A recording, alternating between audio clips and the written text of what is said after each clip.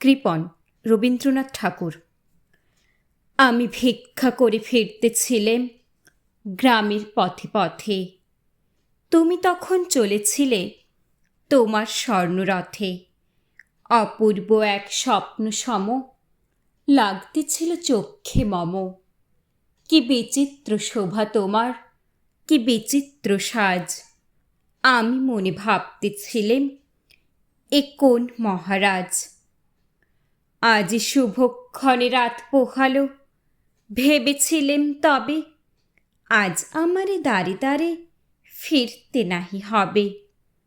বাহির হতে নাহি হতে কাহার দেখা পেলেম পথে। চলিতে রথ ধনধান্য ছড়াবে দুই ধারে। মোঠা মোঠা করিয়ে নেব, নেব ভারে ভারে। দেখি সহসা রথ থেমে গেল আমার কাছে এসে। আমার মুখপানে চেয়ে নামলে তুমি হেসে। দেখে মুখের প্রসন্নতা জুড়িয়ে গেল সকল ব্যথা।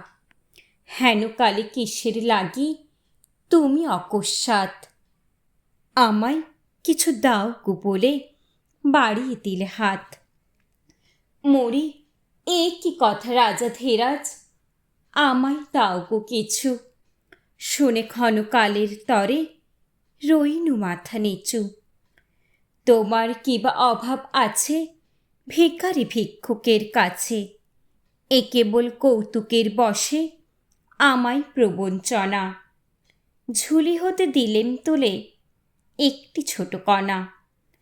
যবে পাত্রখানি ঘরে এনে উজাড় করি একি, ভিক্ষা মাঝে একটি ছোট সোনার কণা দেখি। দিলেম যা রাজভিখারিরে, স্বর্ণ হয়ে এলো ফিরে।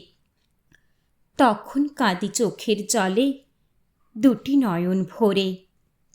তোমায় কেন দিইনি আমার সকল শূন্য করে।